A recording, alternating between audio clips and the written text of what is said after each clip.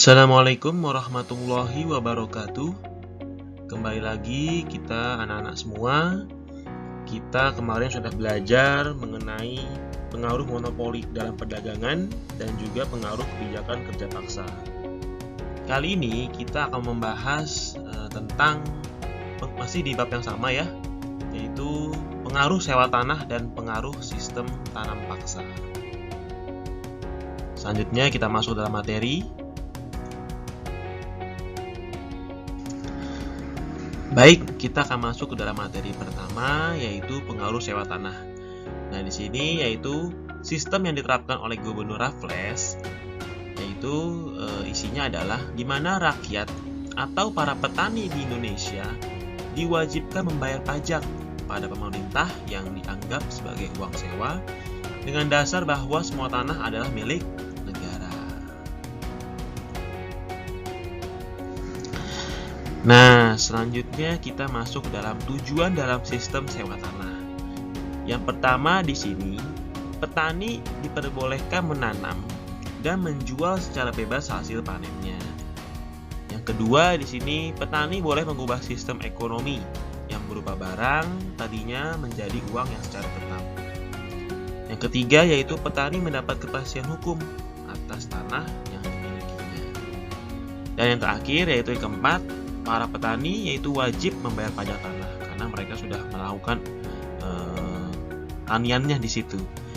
Jadi wajib membayar pajak di dalam sewa tanah ini. Baik, selanjutnya kita masuk ke dalam kebijakan dalam sistem sewa tanah. Yang pertama yaitu petani harus menyewa tanah meskipun dia adalah pemilik tanah tersebut. Jadi, walaupun dia pemilik tanah, dia wajib menyewa tanah. Yang kedua, harga sewa tanah tergantung kepada kondisi tanah. Jadi tergantung kondisi tanah ya, harga sewanya. Yang ketiga yaitu pembayaran sewa tanah dilakukan dengan uang tunai. Dan yang terakhir, keempat, bagi yang tidak memiliki tanah, dikenakan pajak per kepala. Jadi per manusia ya maksudnya ya. Baik, selain ada pengaruh sewa tanah, tujuan, dan kebijakan, di sini pun juga ada kegagalan dalam pelaksanaan sewa tanah. Antara lain yang pertama yaitu sulit menentukan besar kecil pajak bagi pemilik tanah, karena tidak semua rakyat itu memiliki tanah yang sama. Lalu yang kedua di sini sulit menentukan luas dan tingkat kesuburan tanah petani. Yang ketiga yaitu keterbatasannya jumlah pegawai. Dan yang terakhir, yang keempat, masyarakat desa belum mengenal sistem uang.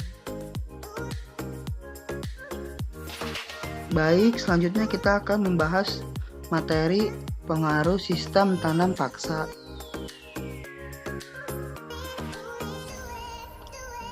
Tanaman ekspor utama Belanda dari Indonesia. Pada masa penjajahan abad ke-19, tanaman tersebut merupakan komoditas utama ekspor Indonesia. Belanda berusaha menaikkan ekspor tanaman perkebunan tersebut, apalagi ketika awal abad 20, Belanda menghadapi perang di Eropa yang menyebabkan kerugian keuangan yang besar. Selain itu, Belanda menghadapi berbagai perlawanan rakyat Indonesia di berbagai daerah. Salah satu cara Belanda untuk menutupi kerugian adalah dengan meningkatkan ekspor. Peningkatan ekspor merupakan pilihan Belanda untuk mempercepat penambahan pundi-pundi keuangan negara. Lalu selanjutnya adalah sistem tanam paksa.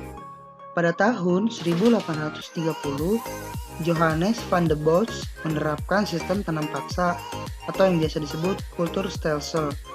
Kebijakan ini diberlakukan karena Belanda menghadapi kesulitan keuangan akibat Perang Jawa atau Perang Diponegoro pada tahun 1825 sampai dengan 1830 dan Perang Belgia pada tahun 1830 sampai dengan 1831. Nah, dengan adanya sistem tanam paksa, maka masalah-masalah baru pun timbul, seperti penyelewengan tanam paksa. Ketentuan kebijakan tanam paksa dan penyelewengan pelaksanaannya yang dilakukan pemerintah Hindia Belanda sangat memberatkan masyarakat Indonesia serta menambah penderitaan rakyat Indonesia. Berikut adalah penyelewengan tanam paksa. Yang pertama, adanya ketentuan tanah yang digunakan untuk tanaman wajib hanya 1/5 dari tanah yang dimiliki rakyat. Namun kenyataannya selalu lebih, bahkan sampai setengah bagian dari tanah yang dimiliki rakyat. Lalu yang kedua, kelebihan hasil panen tanaman wajib tidak pernah dibayarkan. Lalu yang ketiga, waktu untuk kerja wajib melebihi dari 66 hari dan tanpa imbalan yang memadai.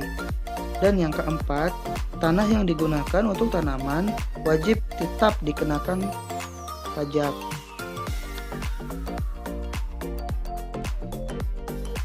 Selanjutnya, penentangan sistem tanam paksa. Sistem tanam paksa membuat banyak pihak bersimpati dan mengecam praktik tersebut. Orang-orang Belanda yang menentang adanya tanam paksa tersebut diantaranya adalah Baron van Hove, A.F.I. Douwesdekker atau Multatuli, dan L. Vitalis. Kecaman dari berbagai pihak tersebut membuahkan hasil dengan dihapusnya sistem tanam paksa pada tahun 1870.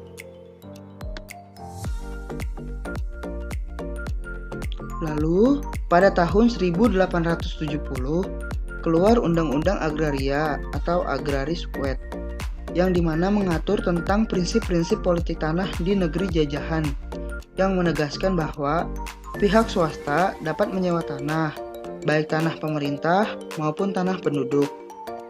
Pada tahun 1870 juga keluar Undang-Undang Gula atau Suikerwet, yang berisi larangan mengangkut tebu keluar dari Indonesia, dan tebu harus diproses di Indonesia. Sejak adanya Undang-Undang Agraria dan Undang-Undang Gula dikeluarkan, pihak swasta semakin banyak memasuki tanah jajahan di Indonesia. Mereka memainkan peran penting dalam mengeksploitasi tanah jajahan. Tanah jajahan di Indonesia berfungsi sebagai tempat untuk mendapatkan bahan mentah untuk kepentingan industri di Eropa dan tempat penanaman modal asing, tempat pemasaran barang-barang hasil industri dari Eropa, serta penyedia tenaga kerja yang murah. Sekian video pembelajaran kali ini. Silakan dipelajari kembali materi-materi yang sudah dipelajari. Wassalamualaikum warahmatullahi wabarakatuh.